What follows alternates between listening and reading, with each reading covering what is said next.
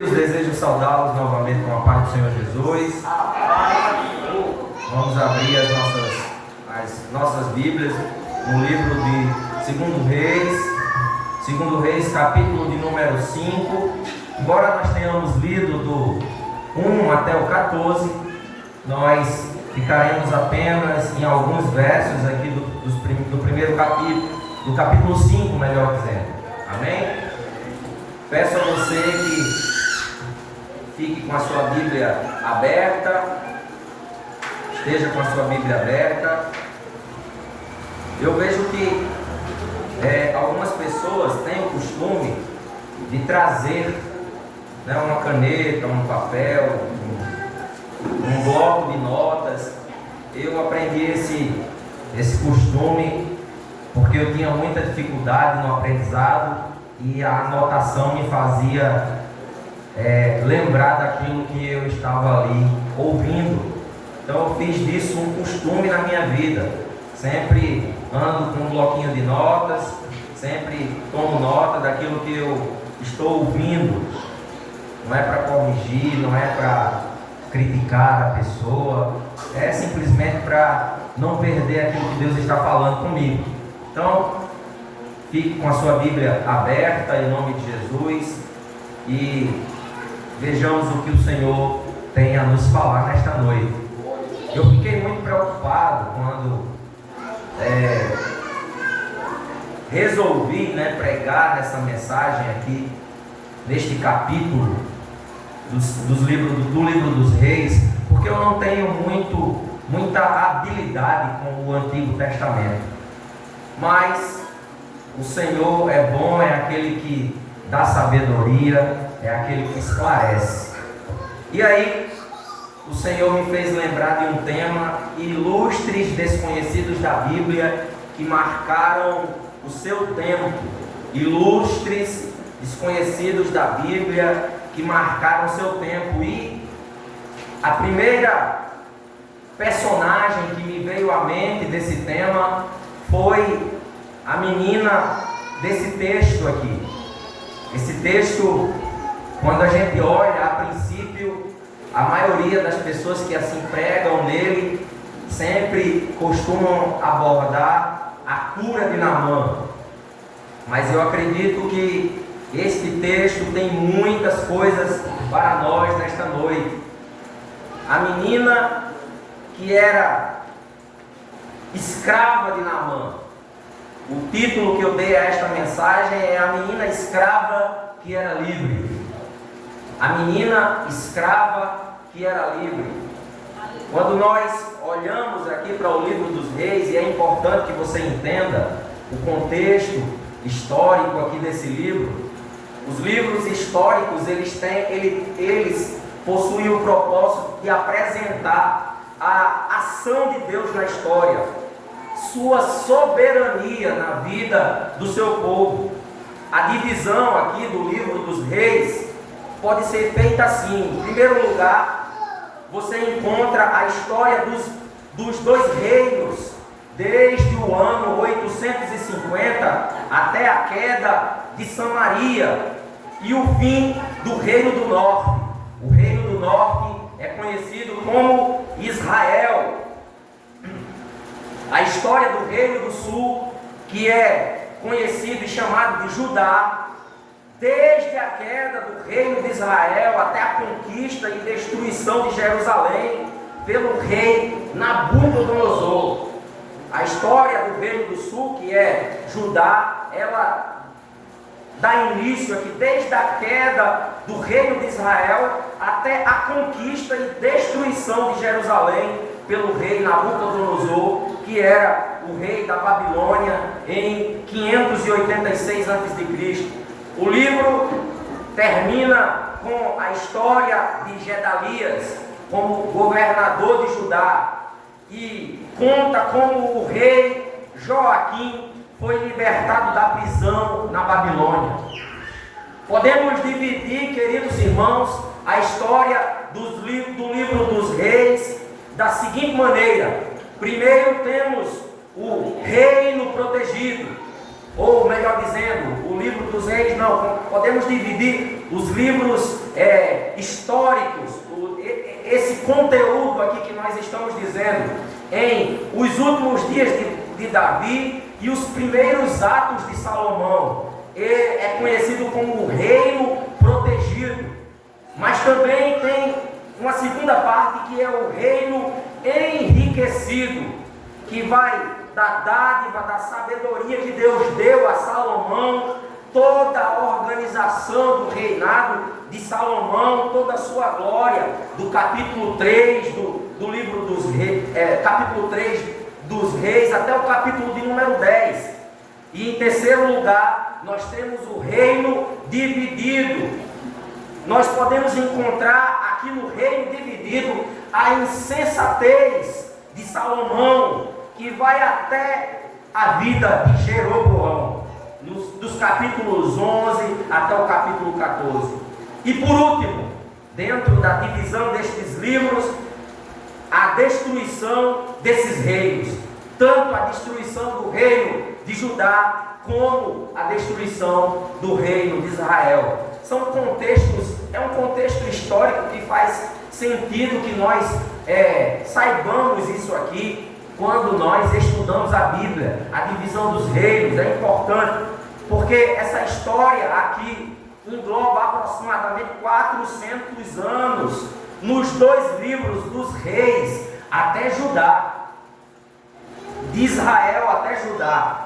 Já os livros das crônicas apresenta a história do reino unido, do reino de Judá, a partir de um olhar sacerdotal. O livro das crônicas, ele apresenta um olhar sacerdotal. Estes quatro livros, primeiro livro das crônicas, segundo livro das crônicas, primeiro livro dos reis, segundo livro dos reis, exaltam a dinastia de Davi e parecem aqui apontar para o Messias que viria da descendência de Davi. Então, nós encontramos aqui dentro desse livro 8 reis de Judá que são descendentes de Davi, que agradaram a Deus. Eles são Asa, Josafá, Joás, Amazia, Azarias, Uzias, Jotão, Ezequias e Josias. Esses reis são os reis de Judá que agradaram ao Senhor. Os outros reis, os reis que são lá do norte, eles não eram tementes a Deus e nem faziam e nem fizeram parte da dinastia de Davi.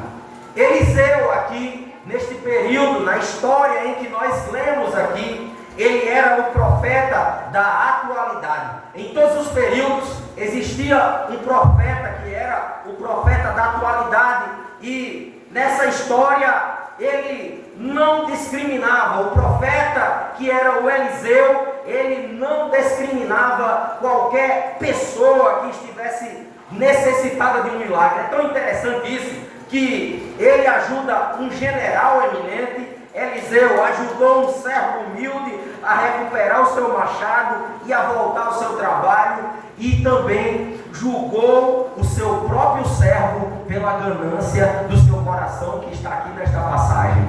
O servo Geazi foi julgado pela sua própria ganância. Então, o foco dessa mensagem nessa noite poderia ser na pessoa de Naamã, mas não será, mas poderia, porque já olhando para o texto, primeiramente, o texto diz, no versículo de número 1, que Naamã era um gentio comandante de um exército de uma nação inimiga, que tinha como seu rei Ben-Hadad. Então, Naamã era um gentio. Em segundo lugar, ele era o segundo no poder desta nação. Ele era um homem poderoso. Naamã, é dado aqui a ele muitas características. Em primeiro lugar, Naamã é um homem poderoso. Está aí no versículo 1. Ele é o segundo depois do rei. O texto também diz que ele é um grande homem. Isso mostra que ele tinha um caráter ilibado dentro da sua cultura. Ele era um homem muito respeitado. Isso mostra que ele tinha honra. Naamã também podemos dizer que era um homem valente. O texto diz que ele era valoroso. O texto apresenta apenas uma falha na vida de Naamã. Esse homem, ele era leproso. Sua saúde não era tão boa.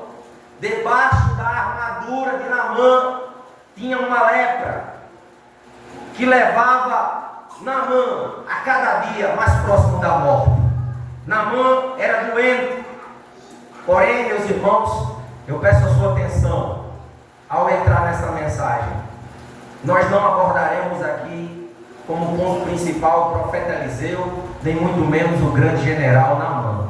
Nós vamos falar sobre essa menina, a menina escrava que era livre. Louvado seja o nome do Senhor. Essa menina nos ensina tantas lições, que por isso eu resolvi dar esse tema a essa mensagem.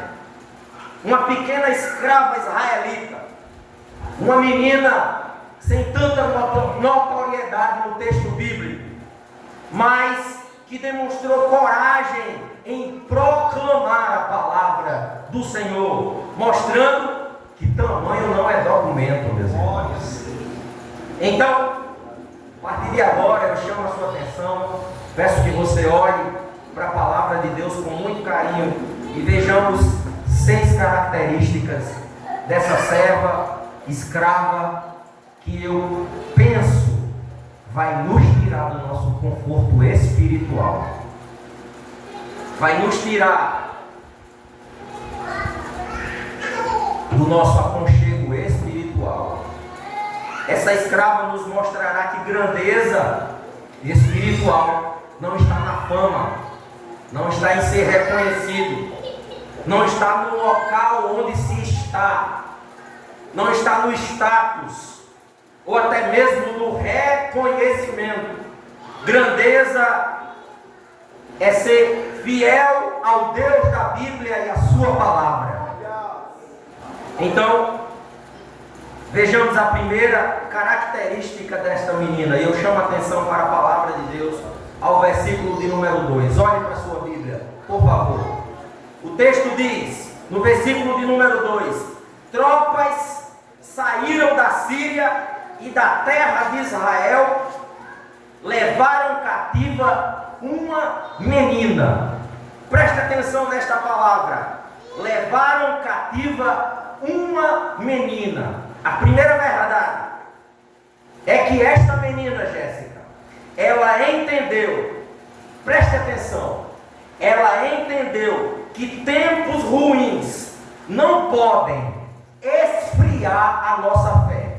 Essa menina entendeu que provas, que dificuldades não podem esfriar a nossa fé. Ela era, o texto diz claramente, apenas uma menina.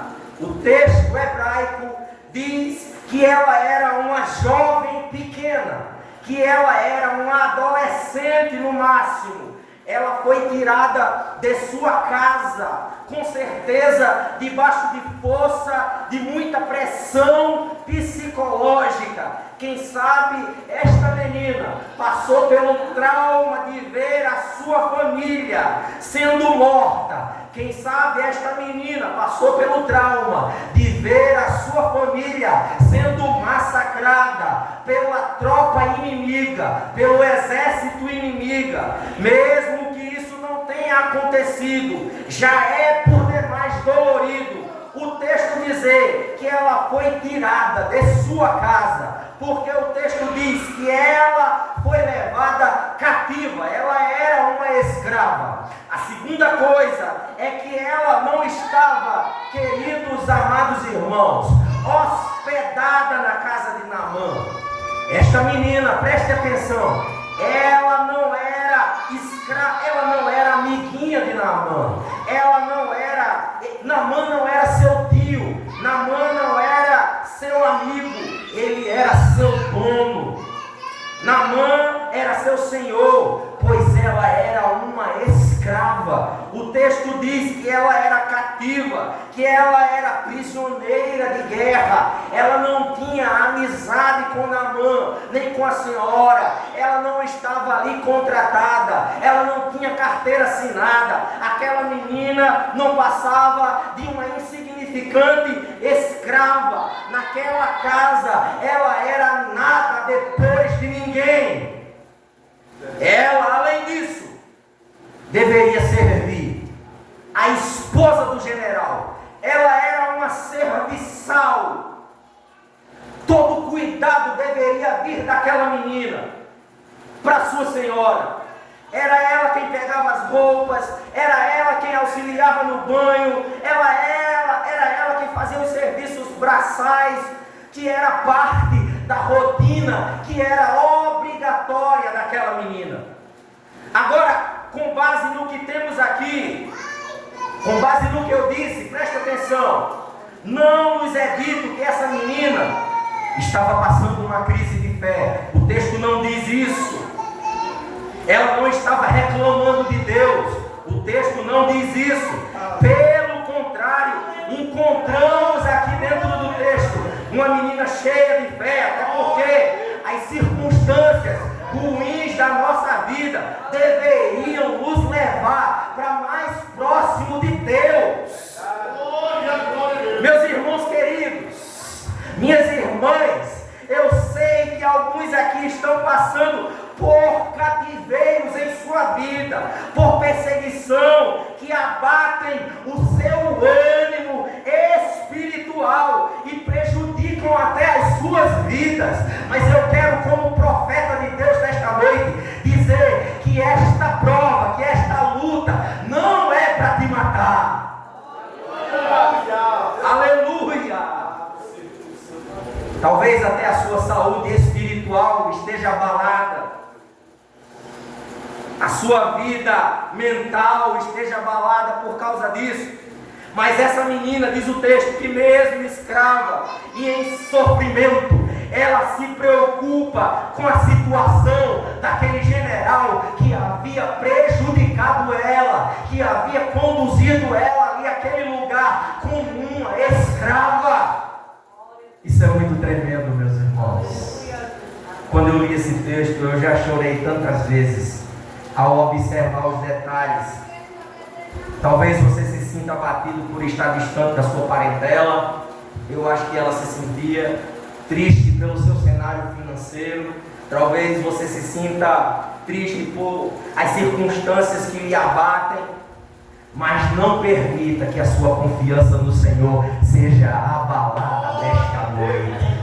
Não permita que a situação que você está passando lhe esfrie na fé. Aleluia! A verdadeira fé não faz com que o sofrimento desapareça. Isso é mentira. Quem tem fé sofre também, meus irmãos. A verdadeira fé não faz que o sofrimento desapareça. Ela nos dá força para enfrentar as dificuldades. É a fé que nos dá coragem, que nos dá ânimo, que nos dá força para enfrentar as dificuldades que a vida nos impõe. Mesmo diante do fogo da provação, essa menina, ela permanece com o seu coração de adoradora. Aleluia! O apóstolo Paulo disse uma coisa muito tremenda. O apóstolo Paulo disse em 2 Timóteo capítulo 2, ele diz assim, eu acho isso maravilhoso: é por ele que estou sofrendo. Veja, estão vendendo aí um evangelho que tira o sofrimento, que mostra que o cristão não sofre. Mas esse evangelho não é um evangelho verdadeiro. O cristão passa por lutas, passa por provas, mas isso não é para nos afastar do Senhor. Mesmo diante do fogo, você não será afastado, porque você está no fogo da presença dele. É por ele, disse Paulo, que estou sofrendo até algemas como malfeitor. Mas a palavra de Deus, eu vejo essa menina diante daquele general apontando para ele o caminho, apontando para ele a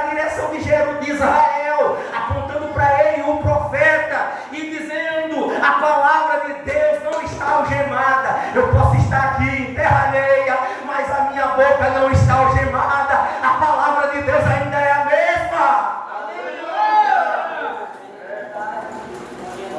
Aleluia. É difícil, meus irmãos, para nós pensar na possibilidade de que o sofrimento possa trazer algum benefício para a nossa vida, até mesmo na vida de alguém. O sofrimento dessa menina acarretou na bênção de Naamã. Ela foi levada cativa e o sofrimento dela trouxe bênção para Naamã.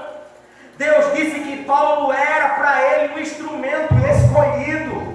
A gente tem pedido para ser instrumento de Deus escolhido, mas será que você e eu queremos ser instrumentos escolhidos, sabendo que para ser instrumento escolhido precisamos experimentar o sofrimento no meio desta missão?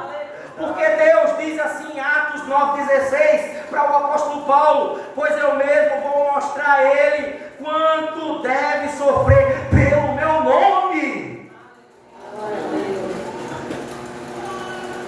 Pastor Josué Brandão disse uma frase que é muito impactante. Ele diz que Deus vai usar aquilo que você chama de tragédia para te levar a uma posição que você não chegaria por causa da sua nobreza. Pois Deus transforma tragédias em oportunidades. Essa luta, esta prova não é para acabar com a sua vida, não é para esfriar a sua fé, é para te aproximar do Senhor. Meu irmão, minha irmã, eu estou maravilhado com a história dessa menina. Quando eu comecei a estudar essa história aqui, eu disse: meu Deus, eu li a Bíblia quantas vezes eu passei por essa passagem, quantas vezes eu vi esse texto. Segunda verdade.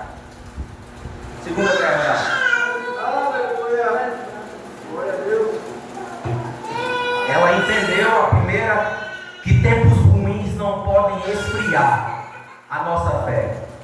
E a segunda verdade é que essa menina acreditava que mesmo sendo provada, note isso, ela acreditava que mesmo sendo provada, ela tinha a oportunidade de servir. Veja o texto. O texto diz, na parte B do versículo 2, que ela ficou ao serviço de Naamã. Ela ficou ao serviço de Naamã. Você pode repetir comigo? Ela ficou ao serviço de Naamã. Existem pessoas, Jair, que até enfrentam lutas em suas vidas. Só que elas passam essas lutas com cara emburrada, com cara travada, com amargura. Tem pessoas que enfrentam a luta sem alegria. Como assim? Só entende quem é crente. O crente passa pela provação alegre. Eu estou falando aqui para pessoas que conhecem Deus. Se você ainda não conhece, você é convidado a servir a esse Deus que faz você botar sorriso no rosto no meio da prova. Tem gente que passa a vida de forma amarga, sem alegria, sem motivação para continuar. Vão apenas escapando. Alguns se isolam, alguns se fecham, seus semblantes ficam enrugados, carrancudos, pois não sabem como lidar com o sofrimento.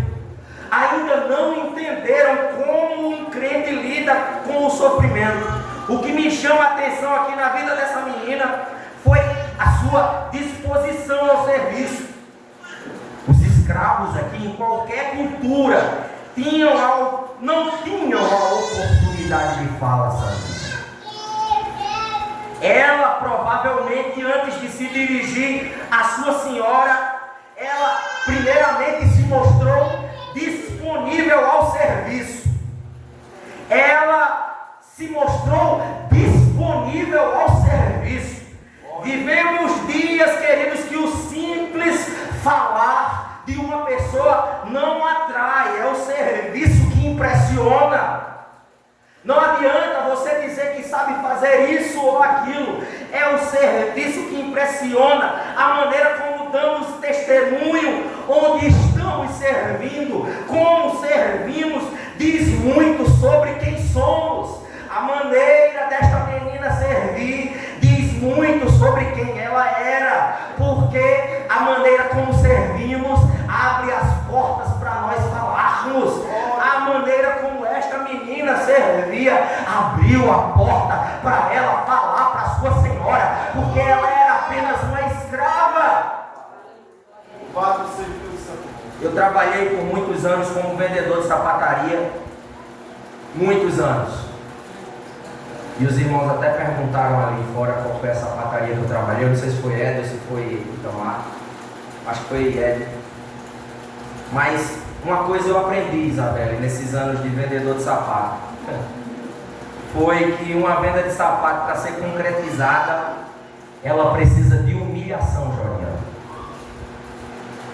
Um vendedor de sapato, para ser bom, como eu era, precisa ser um vendedor que se humilha. Vou lhe explicar.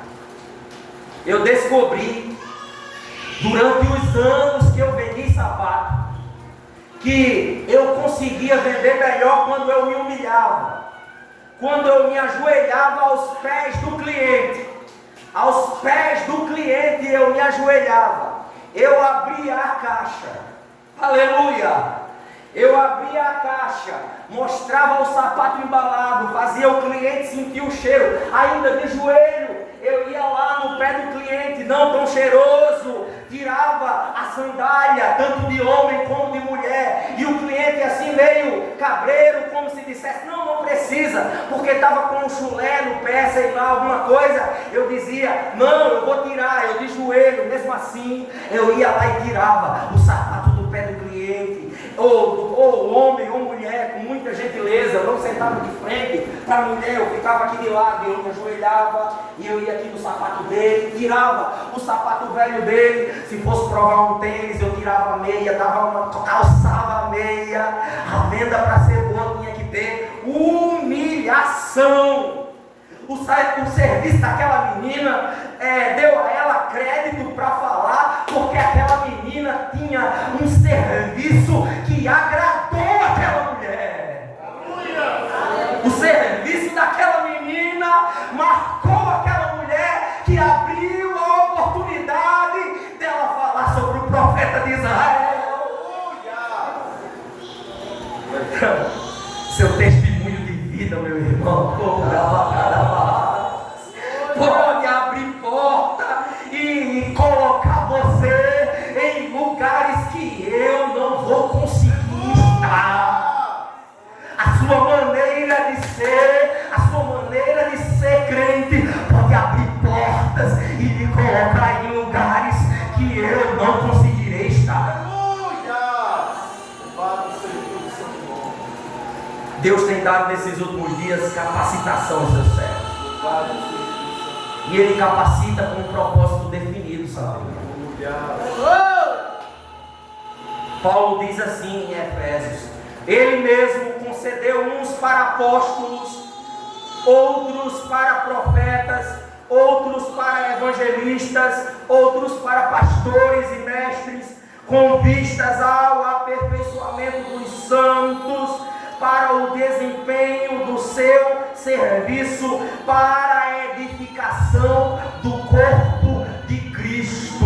Deus tem nos chamado para servir com propósito, é para o aperfeiçoamento. Deus não dá à sua igreja profetas, evangelistas, pastores e mestres para ficarem enfeitando o púlpito.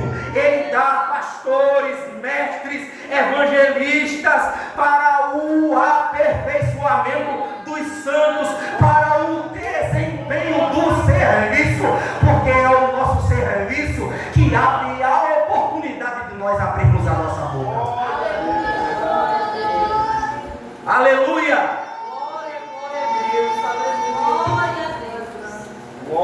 Seja um servo e serva onde Deus colocou você, minha irmã.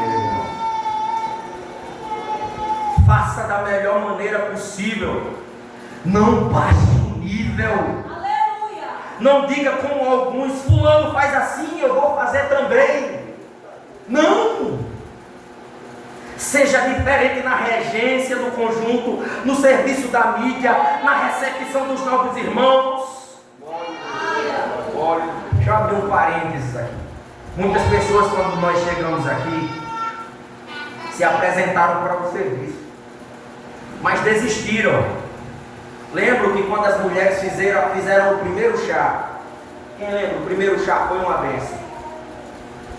Michele dividiu as tarefas com várias mulheres aqui da igreja. Algumas delas simplesmente não realizaram o que havia sido proposto por Michele a elas para fazer.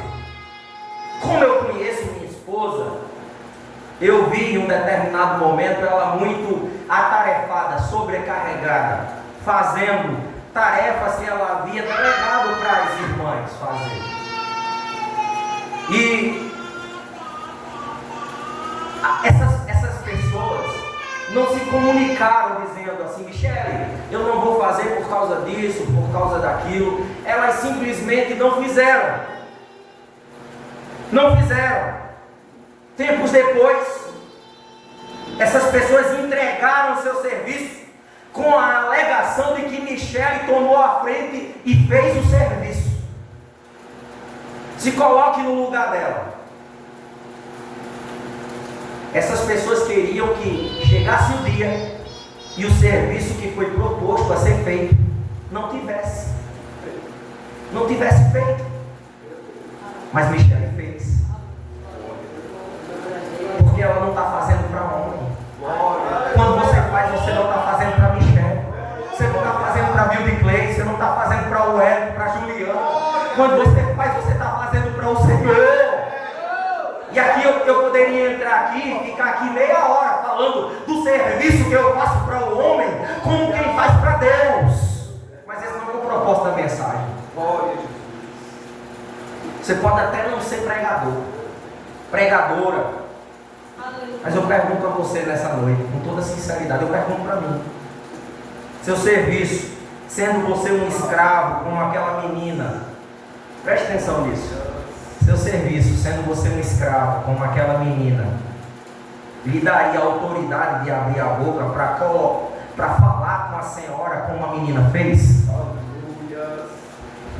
Será que você era tão servo assim que teria a coragem de arriscar a sua vida a dirigir? Lembre, você não era amiguinho de Naamã nem da esposa, você era um escravo. Será que o seu serviço era tão bom assim como o de Neemias, como o dessa menina, que lhe daria assim a coragem, a ousadia de dizer, levantar a mão assim e de dizer: minha senhora, e entrar num ponto tão delicado assim da vida do Naamã, que é a lepra, e dizer: eu sei quem pode curar. Aleluia! Aleluia! Quero que você responda: seu serviço ao Senhor é para mim também. É bom? É ruim? É péssimo? Ou é excelente? Qual é a qualidade do seu serviço? É bom? É péssimo? É ruim? Ou é excelente? Quando nós chegamos nesse campo,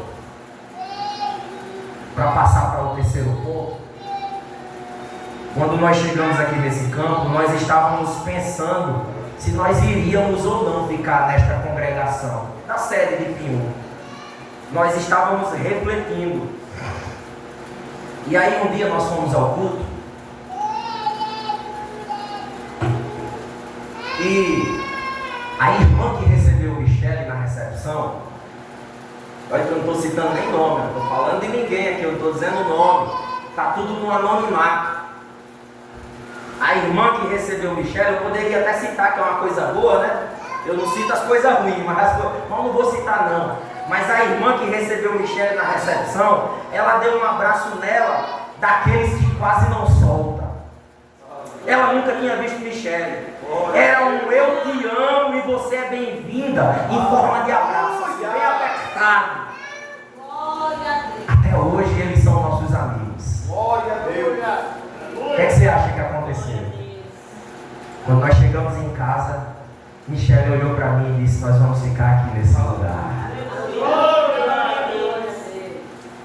Aproveite a oportunidade para fazer desse momento de sua vida, dessa prova, dessa luta que você está passando, desse momento que você até está dizendo assim: eu estou só apanhando, só servindo. Aproveite a oportunidade para fazer desse momento a sua melhor pregação. Aleluia! Faça dessa luta a sua melhor pregação, seu melhor sermão. Pregue servindo. Se abaixe, se for preciso, amarre e desamarre o cadastro. Um dia desse eu estava dizendo lá em casa: Sheila, eu estou pensando em botar uma bacia aqui na entrada e no dia da Santa Ceia eu lavar os pés dos irmãos tudinho na entrada. Ela: não faça isso não, pelo amor de Deus.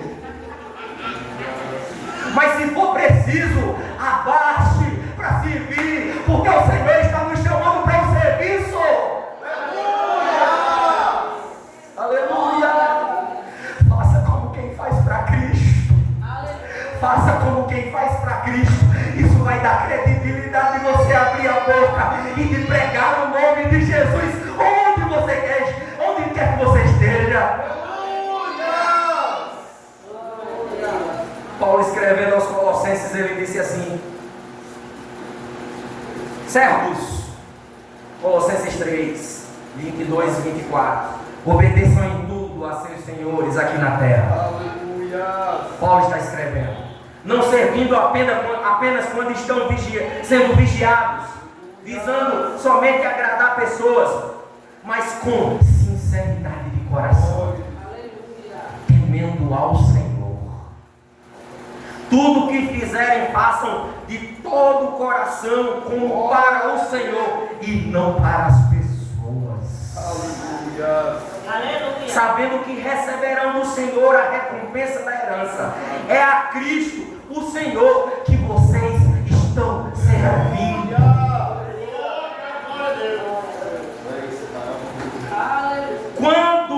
Quanto a vocês, servos, obedeçam seus senhores aqui na terra, com temor e tremor, com sinceridade de coração, como a Cristo, não servindo apenas quando estão sendo vigiados, somente para agradar pessoas, mas como servos de Cristo, fazendo de coração a vontade de Deus, diz Paulo aos Efésios. Sirvam de boa vontade,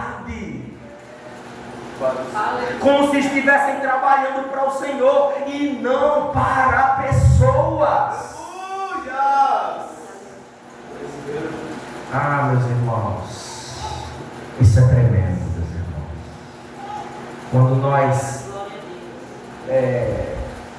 Quando nós mesmo em meio à provação entendemos que o serviço abre portas, as coisas mudam na nossa vida.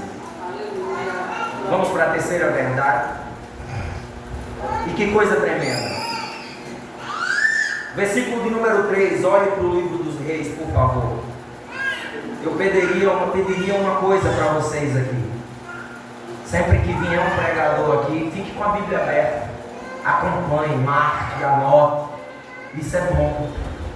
A mensagem, ela precisa sair da Bíblia e não da cabeça do pregador. Essa menina, terceira verdade, ela tinha visão espiritual.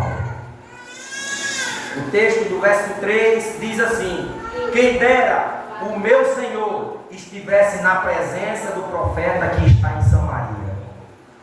Olha o que ela diz: quem dera o meu Senhor estivesse na presença do profeta que está em Samaria.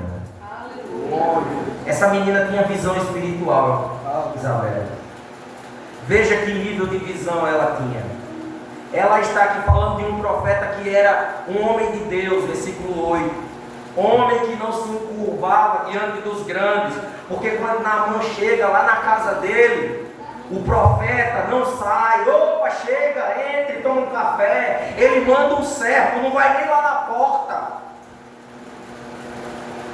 Naamã para na frente da sua casa e o profeta Eliseu não parou nada do que estava fazendo para atender à autoridade de Naamã. Não. Pelo contrário, ele manda um mensageiro, está aí no verso 10. Essa menina não tem dúvida, ela sabe de quem está falando. Ele é um profeta. Ela tem visão espiritual, ela parece até ser íntima de Eliseu. Quem tem visão espiritual fala com segurança do seu Deus, fala com a certeza da vitória. Quem tem visão espiritual fala crendo, fala certo de que a vitória já aconteceu em nome de Jesus. Louvado seja o teu santo nome. A Bíblia não diz, sou eu que vou dizer. Aleluia, aleluia. Da boca das criancinhas sai o perfeito louvor, meus irmãos. A Bíblia não diz, mas eu fico pensando que essa senhora pode até ter perguntado a essa menina. A Bíblia não diz, tá? Como é que ela poderia provar que esse profeta era tão poderoso? Como é que você prova? Né? Quem tem visão espiritual é diferente. Quem tem visão espiritual tem intimidade com o profeta. Quem tem visão espiritual tem intimidade com o profeta, é amigo de profeta, anda com o profeta, senta com o profeta, come com o profeta. Aleluia! Eu não sei se o profeta Eliseu, quando conheceu essa menina, eu fico pensando em algumas coisas. Eu não sei se quando o profeta conheceu essa menina, ou se ele conheceu essa menina, ele entregou o cartão de visita para ela, dizendo assim: quando alguém precisar lá na Síria de alguma oração, de algum milagre, você entrega meu cartão. Eu acho que ela não tinha essa intimidade com o profeta Eliseu, mas ela diz: lá em Israel tem um profeta e ele cura. Aleluia! Eu indico um profeta. Quem sabe onde as pessoas podem encontrar a cura é quem tem visão espiritual. Só aponta a porta quem já passou pela porta. Só oferece a água quem já bebeu da água. Ela só enxerga porque já teve os olhos abertos. Nós precisamos apontar para as pessoas esse caminho, meus irmãos. Essa menina me tirou o sono esses dias, porque ela aponta o caminho maravilhoso do profeta e, em consequência, do Deus do profeta, que é o Deus de Israel. Você e eu temos a palavra da reconciliação. Paulo diz em 2 Coríntios 5,19 que nós temos a palavra da reconciliação. Nós estamos vivendo nos dias do chamado do Senhor ao preparo espiritual. Precisamos ter visão espiritual, crentes. Precisamos conhecer a Deus para saber de verdade o que é ser profeta. Precisamos saber responder aos questionamentos da nossa fé. Embora o texto não fale que a senhora tenha feito algum questionamento, a menina escrava, ao abrir a sua boca, ao falar do profeta Eliseu, ela o fez porque conhecia o Deus de Israel. Ela poderia responder à senhora, a Naamã, ao rei, a mãe do rei, a prima do rei, qualquer coisa, porque essa menina tinha visão espiritual. Aleluia! 2 Coríntios, Paulo diz 5,19: e nos confiando a palavra da reconciliação, portanto, somos embaixadores em nome de Cristo, como se Deus exortasse por meio de nós, em nome de Cristo, pois pedimos que vocês se reconciliem com Deus.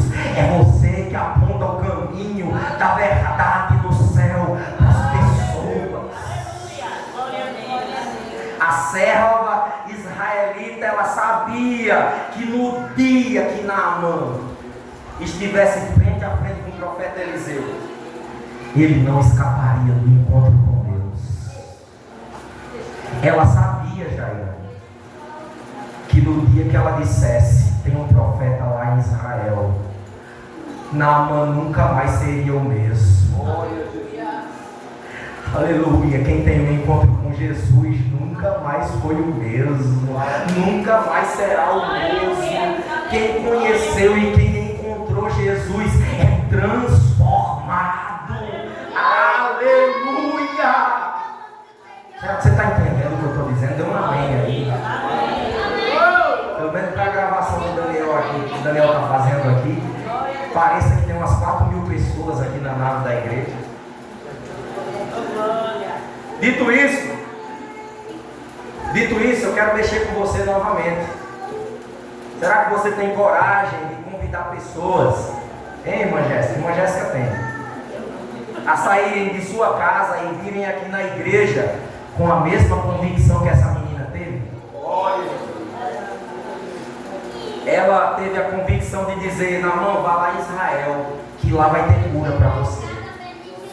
Será que você tem a mesma convicção de convidar? Você diria que nesse lugar aqui tem homens e mulheres que são profetas de Deus?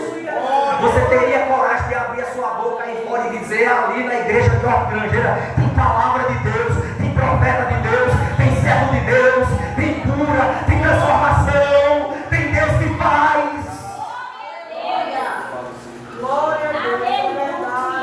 Você diria que esse lugar aqui é um lugar de cura, de restauração, de renovo, de transformação?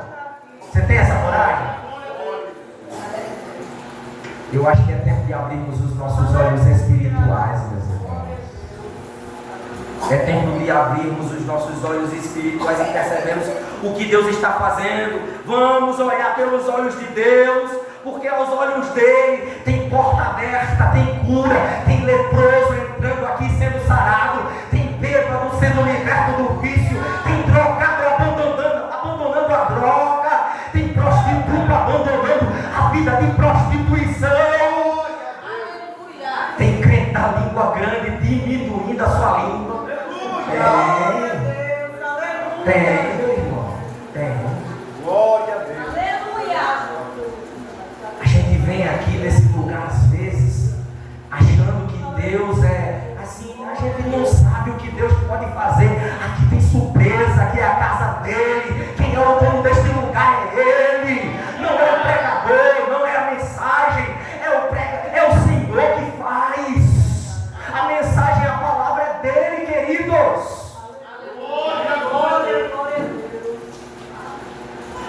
Louvado seja Deus. Eu acho que eu não vou ter tempo de terminar. Eu disse 6 verdades, mas eu quero dizer a 4ª verdade. 2 Reis, capítulo 5, versículo 3. Eu espero que você esteja anotando.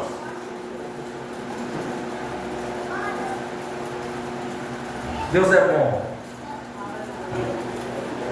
Versículo 3. A palavra de Deus é ouro para a minha vida, meus irmãos. Um dia a menina disse à sua senhora, só essa parte. Um dia a menina disse à sua senhora, sejamos sinceros com nós mesmos, meus irmãos. Quantas pessoas já cruzaram o seu caminho hoje? A nossa vida. Pessoas que estão necessitando de uma palavra. Pessoas que estão precisando de uma palavra de Deus. E nós simplesmente não abrimos a nossa boca. Ficamos com medo, timidez, muitas vezes até julgamos a pessoa. E não falamos. Sabe o que eu acho incrível a história dessa menina? Eu acho incrível. Deveríamos ouvir mais pregações tendo ela como exemplo bíblico. Porque eu acho que nossas pregações, nossos cultos de missões deveriam olhar mais para a missionalidade dessa menina, para o amor que ela tinha em fazer missões. Ela foi uma missionária doméstica. ela foi uma evangelista do Deus de Israel. Veja, meus irmãos queridos, essa menina, ela não tinha um púlpito para pregar como eu tenho aqui. Ela não tinha um celular para gravar, ela não era professora da escola bíblica, ela não tinha alunos para ensinar, ela era uma escrava, mas mesmo assim ela abre a boca para apontar o Deus de Israel, ela prega a palavra, ela tem coragem, ela estava longe da cidade do Deus de Israel, mas ela estava muito perto do Deus de Israel. Ela estava com a sua mente, com o seu coração, com a sua boca cheia do Deus da Bíblia. Aleluia! Jesus disse que seus discípulos, eles deveriam ir por todo mundo e pregar o Evangelho. Eu fico imaginando se essa menina tivesse ouvido Cristo falar isso, sem nunca ter ouvido de Cristo. Você não encontra uma passagem no Antigo Testamento dizendo assim: vão e preguem sobre o Pentateuco, vão e preguem sobre a Torá, vão e anunciem a Torá, o Pentateuco, os livros históricos. Não tem uma passagem sequer, mas essa menina tem na sua boca a palavra de Deus. Ela tem a coragem de dizer à sua senhora: lá em Israel existe um Deus, existe um profeta que cura. Ela tem coragem de anunciar a palavra de Deus. Jesus está aqui nesta noite, queridos, chamando gente que entende o chamado, gente que sabe que precisa ser como essa menina, missionário e missionária. Jesus está chamando você, criança, Jesus está chamando você, jovem, para ser um missionário na faculdade, na escola, no trabalho, aonde quer que você esteja. Você precisa ser uma testemunha. Será que se você abrir a sua boca para falar o nome de Jesus, alguém vai dar credibilidade ao que sai da sua boca, olhando para a sua vida, para o seu testemunho? Será? Essa menina, ela entendia que tinha sido chamada para ser uma fonte de bênçãos e não um poço. Tem gente que só quer ser poço, finda virando água empoçada. Mas Deus nos chamou não para ser poço, Deus nos chamou para ser fonte de bênção na vida dos outros, proclamando a palavra dele. Quinta verdade que esse texto nos apresenta, versículo de número 3: quem dera o meu Senhor estivesse na presença do profeta que está em Samaria. Essa menina entendia que a sua cidadania não era daquele país. Essa menina entendia que sua casa não era a Síria. Essa menina entendia que a sua morada verdadeira não era naquele lugar. Ela poderia até estar presa ali naquele lugar, mas aquele lugar não era a sua terra. Aleluia! O coração dela, embora em terra estranha, embora em um local estranho, pertencia a outro país, pertencia a outro mundo. Quem está entendendo o que eu estou dizendo? Quem é espiritual está entendendo o que eu estou dizendo. Ela está na Síria, em outro lugar, em outra terra, mas o seu coração está lá no Deus de Israel. Onde está o nosso coração, meus queridos? Ela estava naquele mundo, mas não pertencia a ele. Ela estava no palácio, mas não era do palácio. Tem pessoas que mudam de lugar para outro e mudam seus comportamentos, mudam sua maneira de viver. Essa menina, ao contrário disso, sabia quem era o seu Deus, conhecia as suas promessas. Ela não permitiu que uma terra estranha transformasse a sua personalidade. Ela não permitiu que aqueles homens cruéis da Síria, que aquele comandante cruel que levou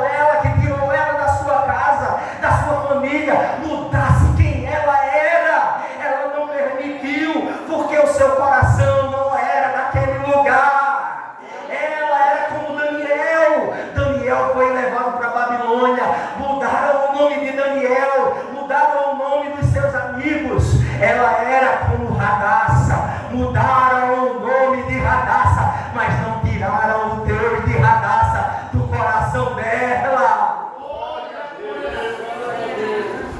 Veja que missão tremenda nós tiramos aqui dessa menina. Ela estava distante da vida religiosa, do seu local de culto. Ainda assim ela era convicta da sua pátria, da sua pátria espiritual. Quando eu li isso, meus irmãos, isso mexeu com o meu coração. Pedro diz em 1 de Pedro 2,11: amados, peço a vocês, como peregrinos e forasteiros, que abstenham das paixões carnais que fazem guerra contra a alma. Muitos de nós ainda não entendemos que não pertencemos a este mundo. Você e eu, embora tenhamos um trabalho, embora tenhamos uma rotina, nós não somos daqui, nós somos peregrinos deste lugar. Paulo, escrevendo aos Filipenses, disse: pois a nossa pátria está nos céus, de onde também aguardamos o Salvador, o Senhor Jesus Cristo. A nossa pátria é o céu, meus irmãos.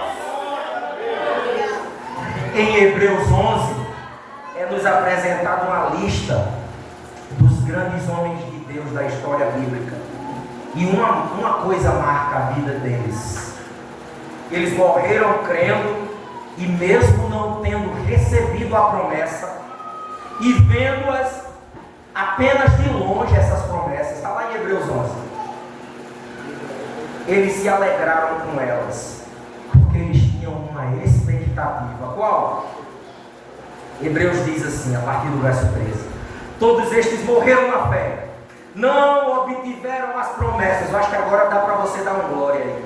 Não obtiveram as promessas, mas viram-nas de longe, se alegraram com elas, confessando que eram estrangeiros e peregrinos na terra. Porque os que falam deste modo manifestam estar procurando uma pátria. E se na verdade se lembrassem daquela de onde saíram, se lembrassem daquela de onde saíram, teriam a oportunidade de voltar. Mas agora desejam uma pátria melhor, uma pátria superior, uma pátria mais excelente, isto é, a celestial. Por isso Deus não se envergonha deles de ser chamado seu Deus, porque lhes preparou uma cidade. Nós não somos daqui, o Senhor vem buscar o seu povo. Aleluia! Me permita terminar essa mensagem hoje? Aleluia! Glória a Deus! Eu sei que eu vou passar acho que alguns minutinhos, mas me permita. Eu bem que queria que essa menina estivesse na galeria dos heróis da fé de Hebreus, Michel. Queria muito. Hebreus 11, eu acredito que o autor poderia ter colocado assim, lá em Hebreus 11, acrescentado mais pelo menos uns 5 versículos, citando essa menina, e eu estava pensando nisso, ele poderia colocar assim: pela fé, essa menina, mesmo escrava e provada em sua fé, não desistiu.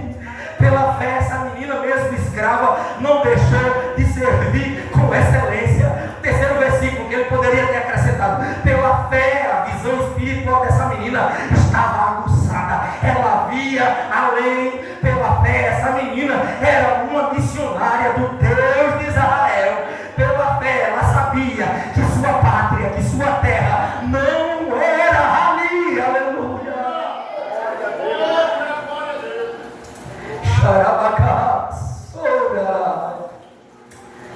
Eu finalizo essa mensagem nesta noite dando para você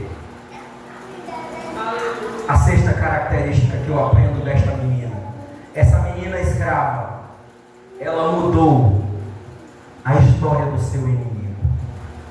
Essa menina escrava, ela mudou a história do seu inimigo. Versículo 14 diz: então Naamã desceu e mergulhou no Jordão 7 vezes, conforme a palavra do homem de Deus, e a sua pele se tornou como a pele de uma criança. Glória a Deus. E ele ficou limpo. Glória a Deus. Aleluia. Glória a Deus. Somente uma pessoa que foi liberta do ódio e da vingança pode fazer o que essa escrava fez. Quem é abençoado, abençoa. Por isso ela não retém o que ela tem. Por isso que ela oferta ao Deus de Israel. Quem é abençoado aponta o caminho da bênção para o outro. Por isso que ela não fica calada. Ela apresenta o caminho da cura. Ela fala do profeta. Ela abre a sua boca. Ela diz: lá em Israel tem um Deus que faz. Naamã não é curado apenas da lepra, Sandrinha. Ele é curado da alma. Ele reconhece que o Senhor é o único vivo, é o único Deus. Ele vira. Naamã quer virar até ofertante de imediato, porque ele já quer dar uma oferta ao Deus de Israel. Estamos falando de um homem pagão que agora está reconhecendo o Senhor e quer ofertar ao Deus da Bíblia. O profeta diz: não precisa, não quero seu dinheiro. Bênção, cura, não se paga com dinheiro, se paga com gratidão. Então ele diz: eu te adorarei para sempre, Senhor. O Senhor será o meu Deus. Glória a Deus. Glória a Deus, Pai. Deus tem nos chamado, queridos, de 2025, neste ano, para nós vivermos o Evangelho. Com a mente dessa menina, é com a mente dela. Não se preocupe com a notoriedade, com a falta de reconhecimento, com a falta de visibilidade. É Deus que nos enxerga. Se Ele quiser, você sai do anonimato. Ela entra nas histórias bíblicas aqui como uma ilustre desconhecida que marcou o seu tempo, mas ela é uma gigante diante do Senhor. Aleluia! Aleluia, glória a Deus. Não espere que o seu inimigo venha abençoar você. Abençoe ele. Eu acho que essa menina, se ela fosse igual a algumas pessoas, tinha